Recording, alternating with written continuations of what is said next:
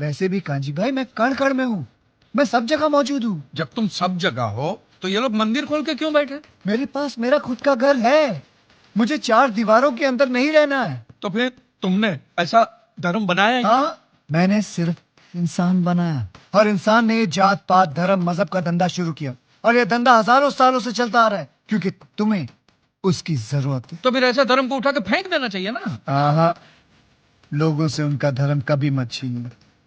अगर तुम लोगों से उनका धर्म छीनोगे तो वो तुम्हें अपना धर्म बना लेंगे।